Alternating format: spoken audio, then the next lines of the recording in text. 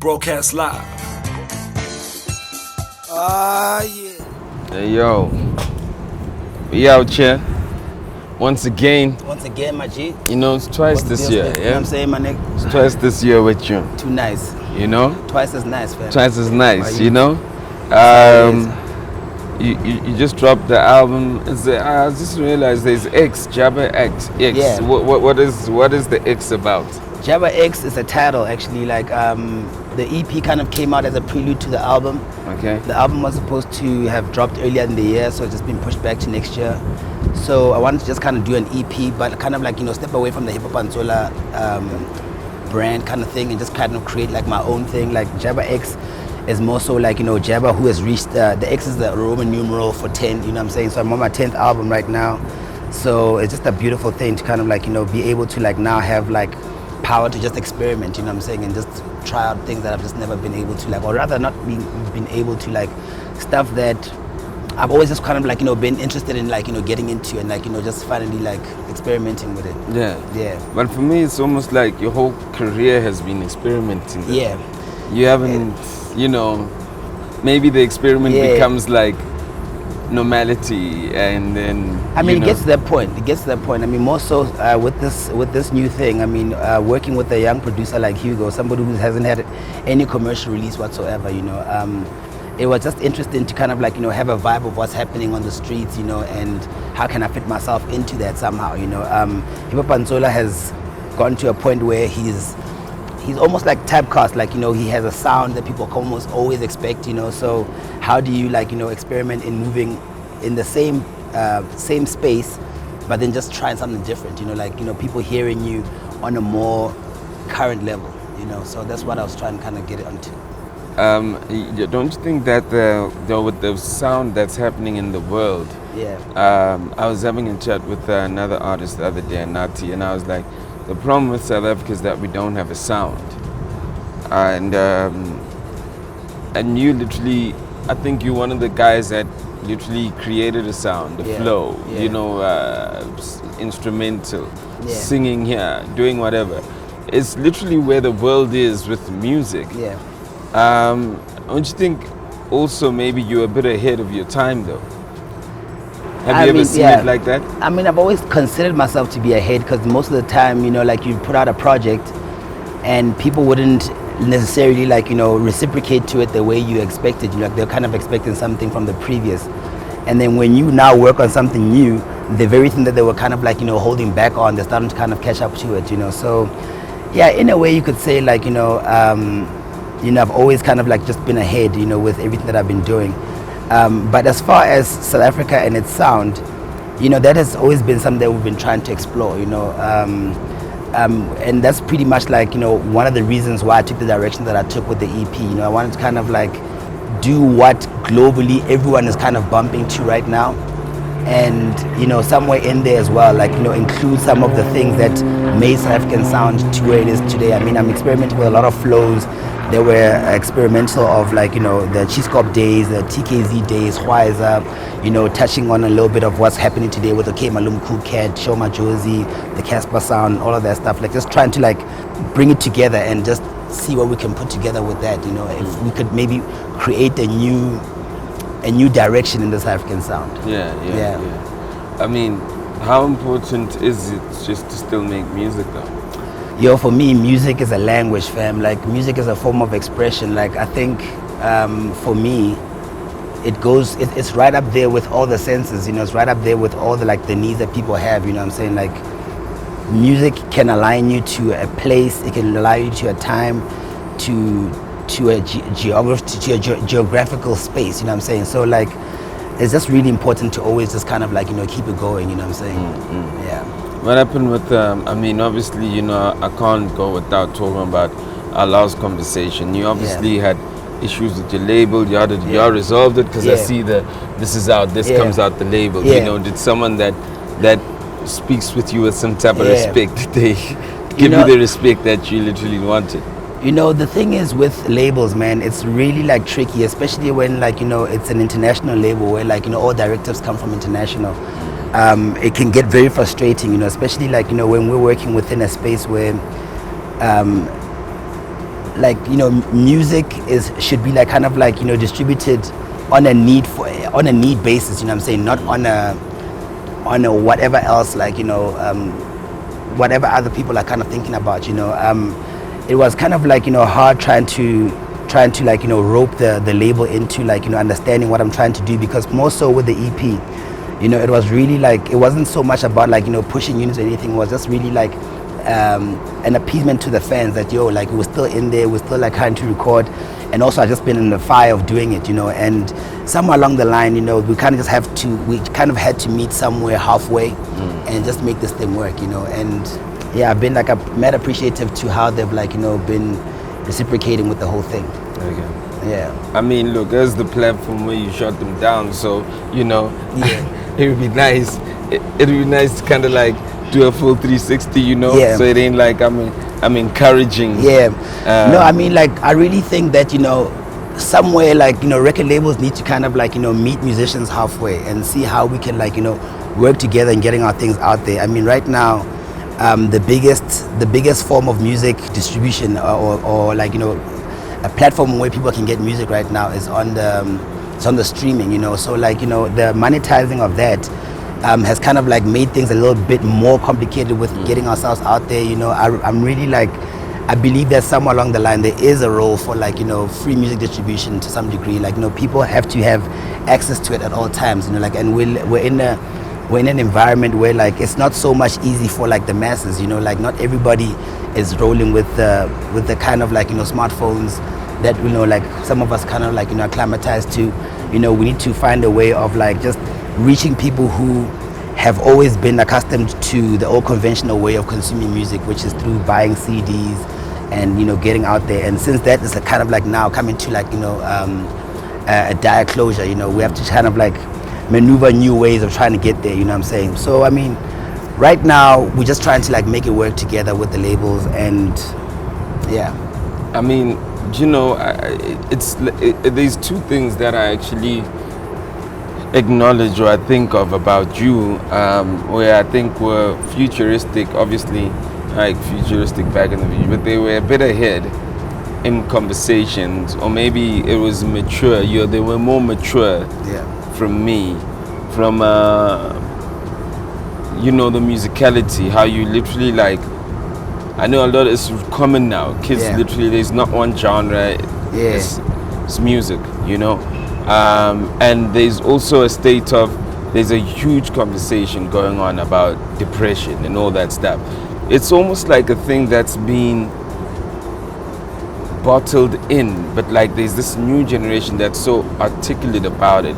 But I've never known what it is, you know. And even if they said someone has it or whatever, I don't know what it is, you know what I mean, type thing, you know, even if it hit me, you know what I mean. Apparently, but I figured when they started explaining what it is, I was like, I think this thing got me one time, and I could have escaped, you know. Do you think that, do you understand the depression concept? You know what I mean? And do you think that you have it, or whatever the case be? I mean, depression is something that everybody like kind of experiences, you know. Like, I think I saw some stats somewhere where like 1 in 6 South Africans are suffering from depression. And, you know, from my understanding of it, you know, like depression is just part of like, you know, the griefs that people go through, you know what I'm saying? It's a step, actually, like one of the 5 steps, which is right before acceptance, you know. And, you know, I read a quote yesterday which says, change now, something like along the lines of like, change now unless you like, no, change or you will have to, I have to just read it, sorry man, like shit, my bad. Okay, find it. Having to step out of a motherfucking interview for this shit, that's some bullshit. It's important, you know. There's a quote that I read somewhere, where is it? It was posted by a boy of mine now. And it read along the lines of, change unless you have to, you know what I'm saying? And you get to a point where like, you know, you become so comfortable in your way of life, you know, whether it's in your industry or in whatever it is that you're doing. And in my case, you know, it was in the music, you know, and seeing like that drastic change from how things used to be to where they are now, it can kind of put a shock to the system. You know, you ask yourself, like, does this mean now, like, you can't contribute anymore to the music? Like, you know, does it mean that you have to kind of conform now, you know, to what's happening? And yeah, I went through that, you know, and somewhere along the line, like when I started realizing that music is really just a shade, man. You can kind of find your way in it, whichever way, you know, no matter how old you are, it's a feel, you know, and if you kind of like, you know, find the soul in that whatever genre that you're working in, you can make it work, you know. So along those lines, you know, like I've kind of tried to like, you know, find means of like getting myself out there, and within that acceptance, you kind of like, you know, start kind of moving out of that, you know, and getting back into the swing of things.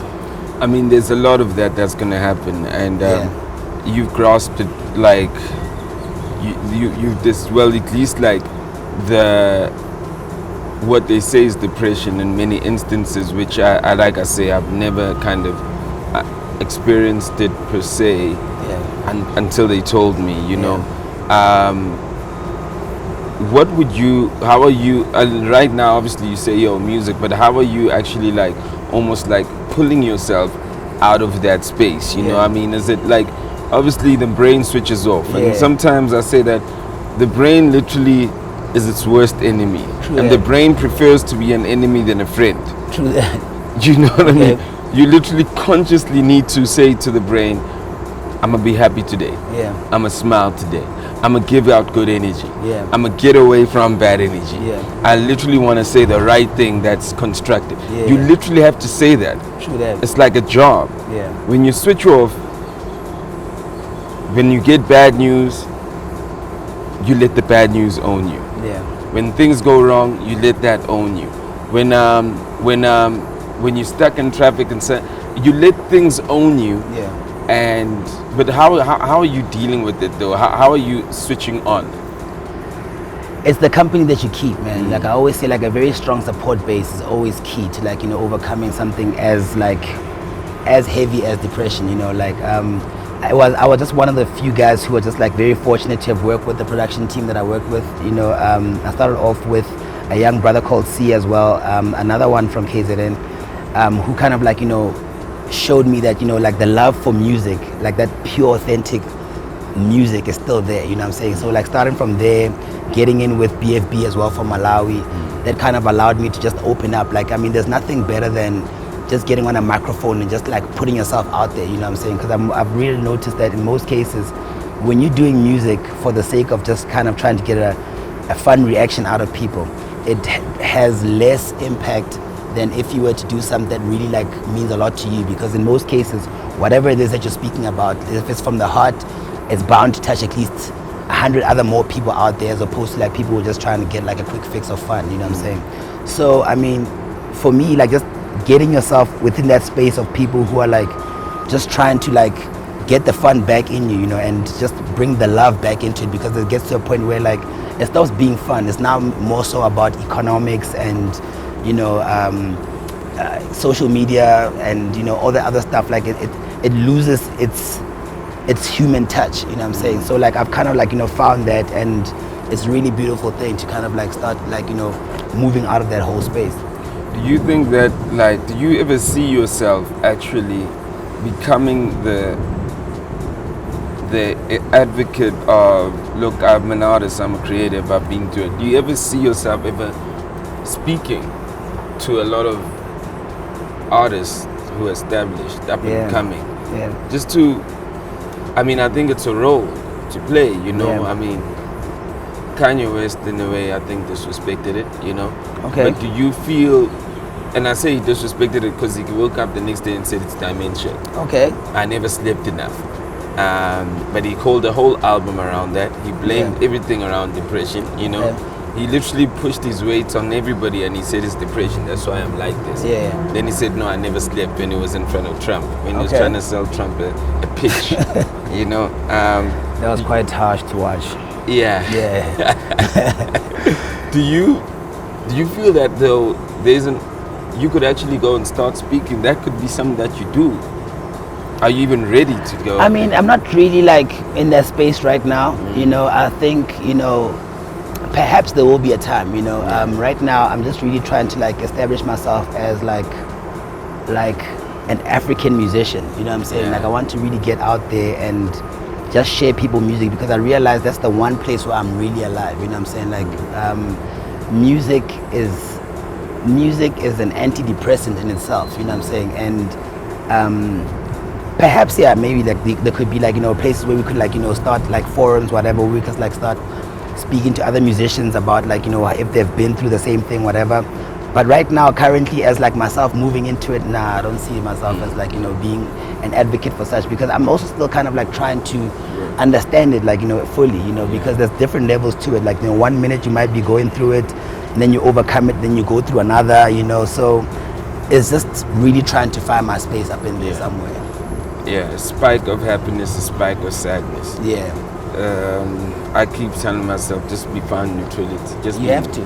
Just find neutrality. You have to somewhere. Nothing should overexcite you. Yeah. Nothing should like over depress. And also there's this misconception that like depression is some kind of a sentence or whatever. Like you're supposed to like now be like conform to taking drugs that kind of like pep you up all the time, whereas that is also very unrealistic in a human nature sense. You know what I'm saying? Like we're not made to become happy 24 hours. You know what I'm saying? There's moments where you're down, there's moments where you're up.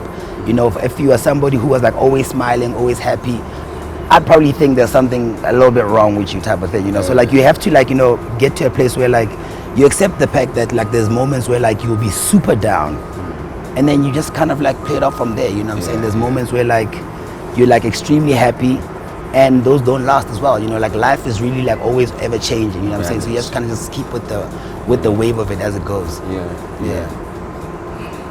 I learned the attachment of loving anything outside yourself is the most dangerous thing. Yeah. It overexcites you. True. And it really can depress you. Mm-hmm. You know what I mean? Yeah. But the acceptance of self-love. That's just who I am. Yeah. It's just what I can do.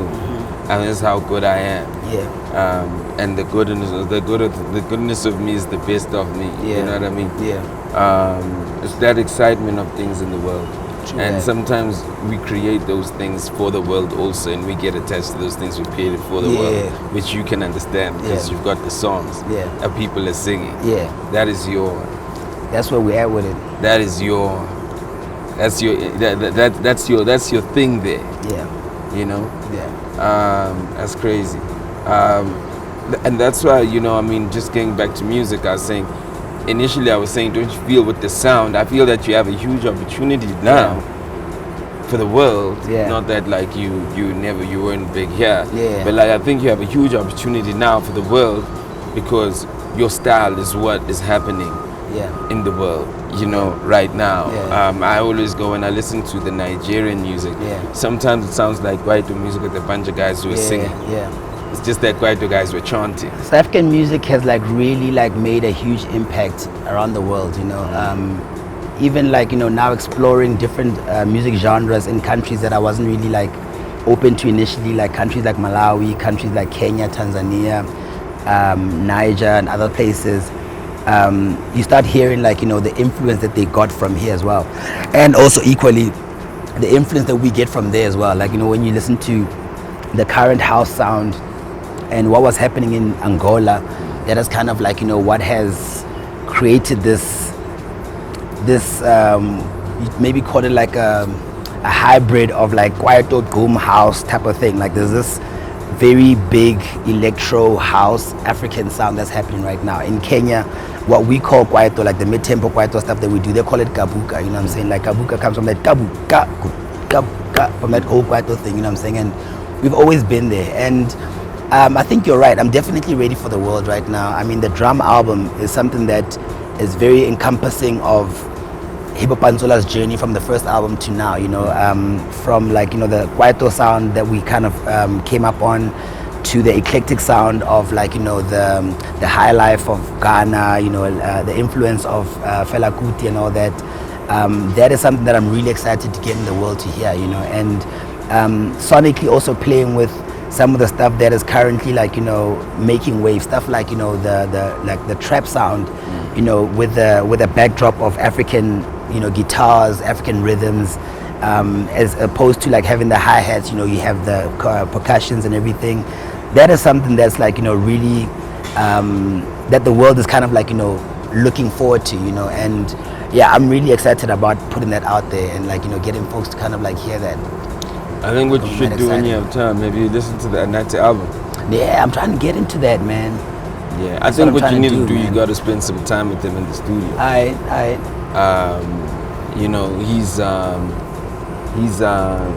He's also on a, and it's not forced. Yeah. This new album is not forced. It's the most authentic version of him as an artist that I've heard. Okay. I think you gotta like go. I think you guys can do something. Yeah, most definitely. I'll check it out. Yeah, check it out. Yeah. Check out that. You know what I mean? Most definitely, I'm on it. I mean, more though.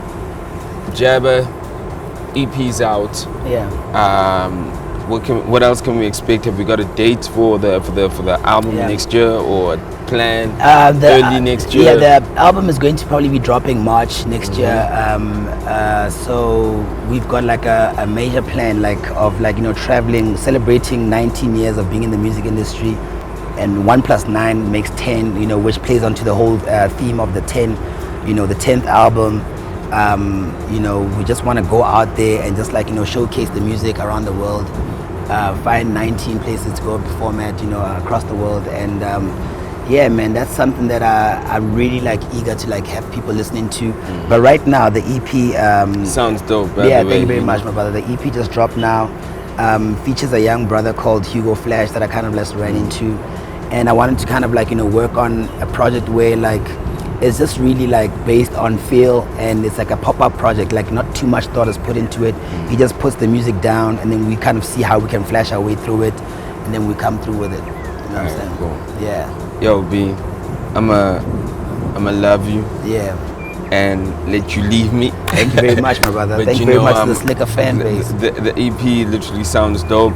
I've only been on track 4. Yeah. I've had one. Boomtown, baby. I've had and what I've been messing around with, why I really love that track 4, Boomtown, is because there was a DJ that I was listening to who plays South African Kwaito songs over boom bap American rap beats. You know what I'm saying? And I was like, for the longest time, we've always been doing it the other way around, where we'll be rapping over Kwaito, but never the other way around. And I was like, I wonder what it would sound like if you had a Kwaito beat, and instead of approaching it on the Kwaito level, you just went straight up boom bap on it. You know what I'm saying? And that's why I really think that's the kind of track that resonates with cats our age. You know what I'm saying? I mess with it a lot. Here's the artists I think that you really need to fucks with. Yeah. I said this to X, Kid X. Yeah. I said the reason why he raps on Kwaito beats, but you can hear some guys rapping on Kwaito beats. That's a Kwaito beat, but his voice is like the instrument. Yeah. I think you, X, and Nati, if y'all got in the studio, X and Nati, if y'all got in the studio, there's something there, because X also literally has his voice on up-tempo beats. Yeah. It sounds like it's the beat. Yeah. It doesn't sound like he's a rapper trying to flow on a fast-paced beat. True that. You know what I mean? Yeah. So you, X, and Anati, shit, I'm putting it out there in the universe. All right, cool. Slicker said it, guys. What it is, let's just wait to see how it goes down, fam. But before you leave, man, I know you came all the way here. Boom. You could have been anywhere, Boom. Oh, you guys are handing out sneakers now? Yeah, man. Okay, sneaker on life. Yo, that's what it is. Shout out to New Balance, man. Yeah, man. That's what it is, family. I'll probably take that out into the road. I've just recently also started getting myself out there. Yeah. A healthy body leads to a healthy mind, my brother. Let's go. It's a balance. That's the new wave. We just talked about don't be overexcited, don't be too depressed. Just be balanced. That's the balance. That's the balance. You know what I mean? Thank you so much, Yo. That's what it is, man. Thank you guys very much for the interview, yo. Thanks for coming through, my G. Thank you, King. Power. Boom.